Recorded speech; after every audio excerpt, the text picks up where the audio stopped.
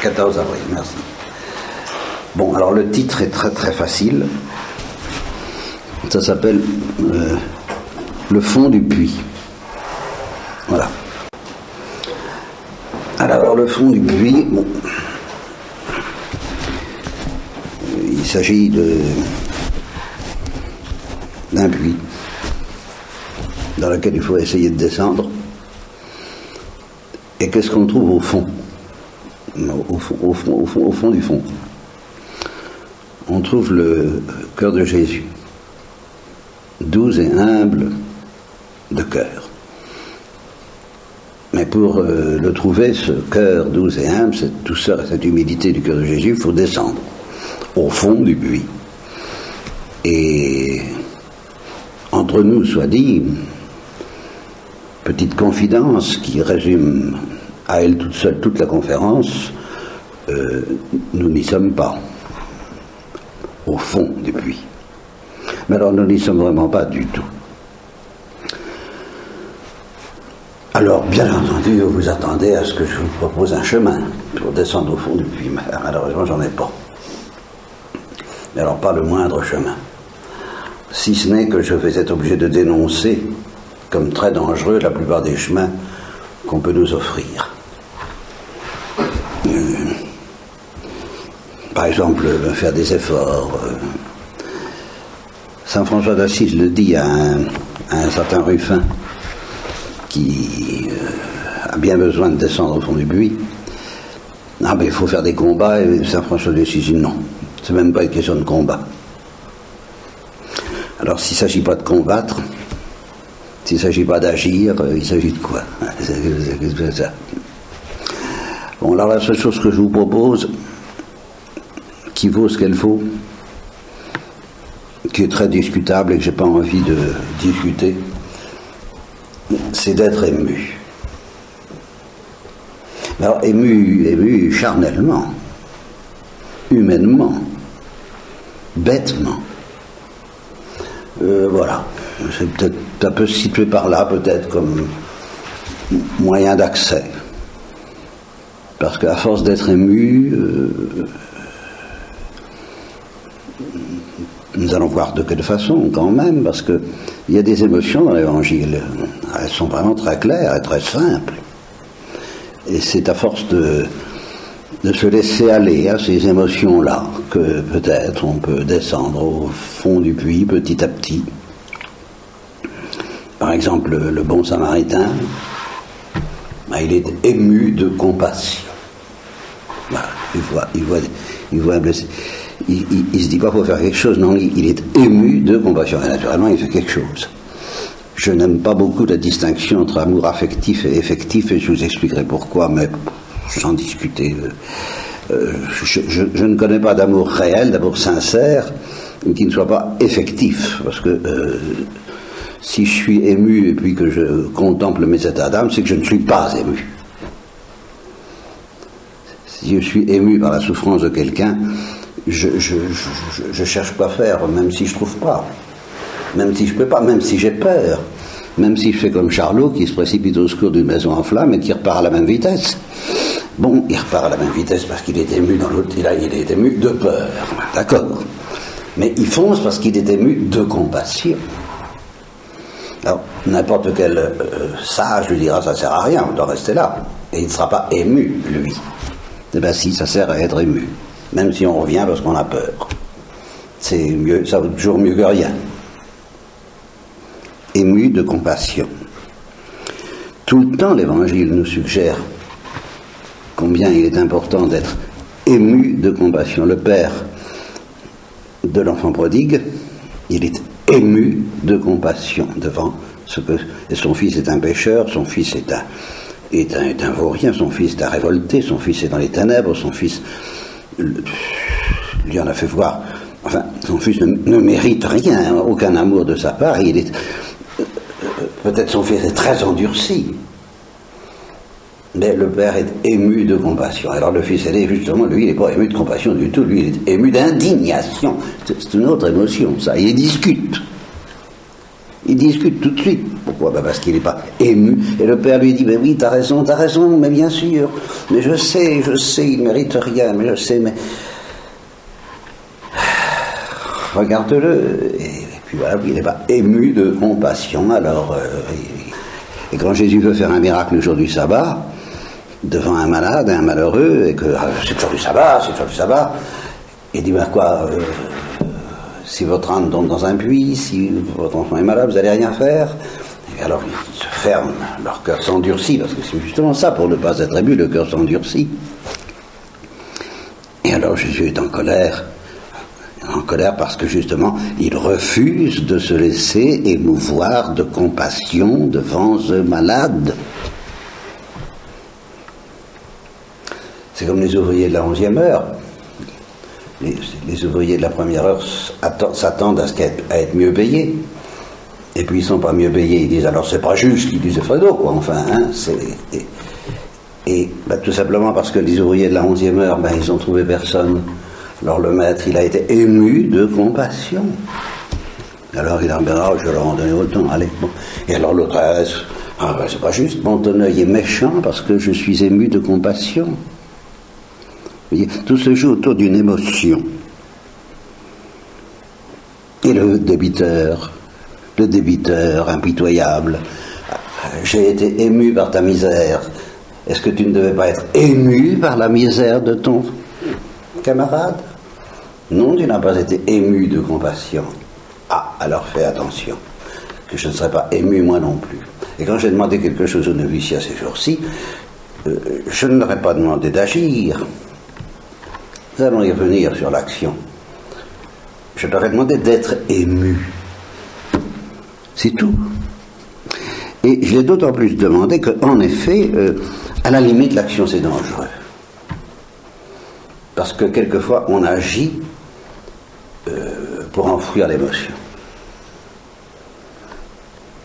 Pour l'éviter, pour l'oublier, au moins pour s'en distraire. La fièvre de l'action permet, dans les meilleurs cas, même si on n'agit pas pour se mettre en règle, non, alors là, si on agit pour se mettre en règle, alors là, non, l'émotion, on peut la chercher loin.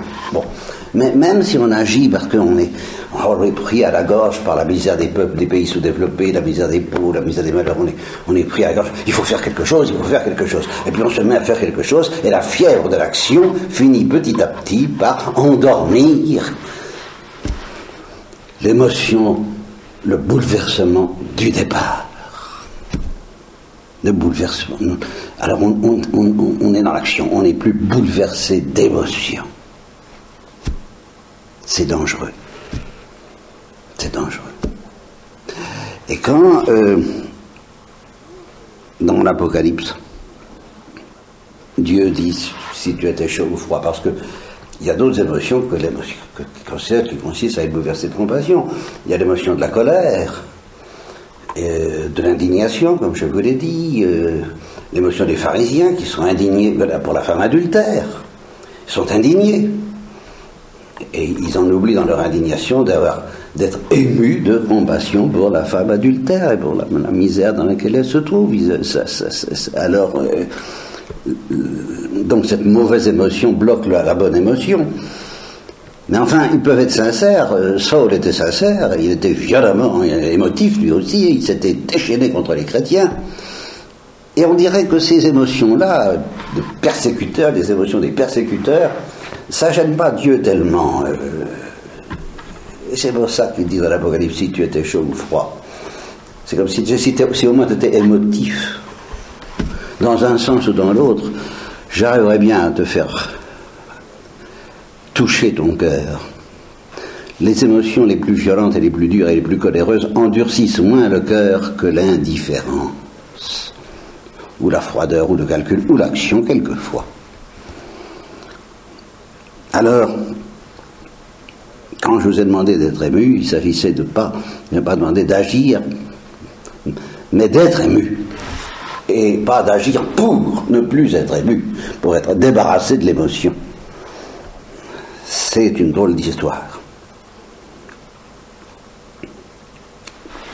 Et qu'est-ce que ça a à voir avec le fond du puits? Ça a à voir que apparemment c'est très humain tout ce que je vous dis là. Justement, c'est à notre portée, c'est pour ça que nous sommes sans excuse. Parce que c'est à la portée de n'importe quel imbécile d'être ému de compassion devant la misère humaine. Et cependant, dès qu'on est ému, qu'on se laisse émouvoir, qu'on se laisse bouleverser, qu'on se laisse troubler, qu'on se laisse toucher, qu'on ne s'endurcit pas, eh bien, il se passe quelque chose qui commence tout de même secrètement à être divin. Et sans s'en apercevoir, on commence à descendre dans le puits. On est dans l'ouverture du puits, là, à peine. Et puis, si on continue à descendre comme ça, à force de se laisser toucher, que peuple insensible, comme disait le curé d'Ars, à force de se laisser toucher, alors on finit par être ému d'une drôle de façon, qui elle alors dépasse évidemment les limites humaines. À force de se laisser toucher, le Fils aîné, à qui le Père dit « tu es toujours avec moi », ah, je suppose qu'il a été touché, ah c'est vrai, tu es bon, c'est vrai, pardon, ah oui, ah, alors petit à petit, il en arrivera à voir le Fils prodigue sous un œil qui n'est plus humain. Sous un œil où ce qui doit provoquer normalement la colère humaine, ou l'indignation humaine, ou la condamnation humaine, provoque encore et plus que jamais la compassion. Et alors là, on aboutit à ce Père du désert, sans lequel Poésie ne serait peut-être pas Poésie, parce que Dieu sait ce qu'elle en aurait fait voir, celle-là, Poésie. Qu'est-ce qu'elle s'était déchaînée contre les pères du désert. Et il l'a vu, il aurait pu tout de même être en colère, dire alors là, toi par exemple, alors toi je te retiens. Et t'as fait ceci, et t'as fait cela, et t'as dit ceci, et t'as fait cela, et tu oses te présenter ici. Non, il était émotif. Mais il avait descendu le puits. Et il s'approchait du cœur de Jésus, et il a été bouleversé de compassion devant cette âme en train de se perdre par la dureté de son cœur, de sa révolte. Alors il ne lui a pas fait de reproche, il n'a pas dit tu devrais faire ceci, toi tu es orgueilleuse, toi tu es en colère, toi tu es... Non, il a été bouleversé de compassion, il a pleuré, et c'est ça qui l'a converti. Et c'est la seule. Et je vous parlais de Saint François et de Ruffin, mais Ruffin, fallait se le faire, le Ruffin. Et François l'a supporté pendant des années. Mais il était bouleversé de compassion. Alors ça donne deux extrêmes, celui-là que je vous dis. Puis ça donne des extrêmes inattendus. Il y a un passage de Sainte-Claire, compagne de François d'Assise, qui dit une chose très curieuse. Il dit, si une sœur vient s'accuser d'avoir cassé quelque chose, alors là, je lui fais des reproches. Attention, ça va pas. Si le linge a été déchiré, alors là, bon. Mais si elle vient me dire qu'elle a mis le feu au monastère, alors là, et que tout est brûlé ou presque, à ce moment-là, j'aurais plus rien à dire. Je me trouverais devant un événement qui me dépasse. Et alors, elle dit ceci, qui est extraordinaire, qui montre qu'elle était justement descendue au fond du puits. La destruction du monastère, c'est vraiment une trop grosse affaire pour que j'en sois troublé. Ça n'est plus mon problème. Aussitôt, devant une chose comme ça, elle était dans l'adoration. Et ça, c'est une réponse à bien des questions que je me suis posées. Les horreurs des camps de concentration, les horreurs de la guerre, les horreurs de la souffrance humaine, les horreurs m'ont toujours hanté, m'ont toujours fait peur. Et je me suis dit, mais qu'est-ce que Dieu a à nous demander d'être fidèle dans des petites choses alors que dans ces immenses choses, je suis complètement incapable de rien supporter. Eh bien, c'est une grande délivrance. Je me dis, bah oui, je m'inquiète pour les petites choses. Et après tout, c'est normal. Il faut être émotif. Il faut être émotif. Mais le jour où les grandes arriveront, les grandes, eh bien, il n'y aura plus de problème. Parce que là, Dieu se charge de tout. Vous me direz, mais il charge aussi des petites choses, puisque les cheveux de notre tête sont comptés. Bien sûr, il charge de tout. Les petites et les grandes. Seulement les grandes, nous, on ne peut pas s'en charger. Tandis que les petites, on peut s'en charger aussi. Alors, et tout le demande. Et il est très exigeant pour les petites. Alors là, c'est fou, ce qui est exigeant pour les petites. Laisse-toi bouleverser d'émotions dans les petites choses. Mais pour les grandes, il ne nous demande rien, il change de tout. Il demande d'y croire. Moi, j'y arrive pas. Mais priez pour que j'y croie, que vraiment dans les grandes choses, dans les grandes épreuves, la mort et le reste, je crois vraiment, parce que Dieu me le demande et qu'il me promet qu'il se charge de tout. Et on en arrive aussi à cet autre paradoxe de Thérèse de l'Enfant Jésus. Sa conduite dans la charité fraternelle que j'ai jamais très bien comprise. Parce qu'on lui a reproché un seul défaut, c'est d'être sévère avec les novices. Il fallait voir combien elle était sévère avec les novices. En effet, combien elle était implacable. Beaucoup plus implacable que je ne le suis dans ma demande de charité fraternelle. Moi je dis, quand ça va pas, vous le dites. Elle dit, quand ça va pas, vous le dites pas. Alors là,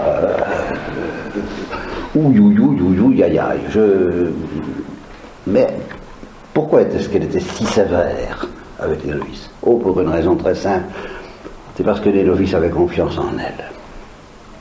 Alors là, elle était implacable. Allah leur faisait payer cher.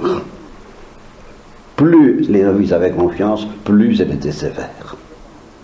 Mais quand on n'avait pas confiance en elle, quand on s'endurcissait contre elle, alors c'était fini. Elle n'avait plus que de la compassion. Et cette compassion était sans limite pour toutes les sœurs qui s'endurcissaient contre elle et qui étaient absolument impossibles, invivables et qui ne voulaient rien entendre. Alors celle-là, elle avait des trésors de compassion, elle ne jugeait pas, elle ne demandait rien. Elle était bouleversée de compassion par les sœurs qui n'avaient pas confiance en elle et bouleversée de violence dangereuse pour celles qui avaient le malheur d'avoir vraiment confiance en elle.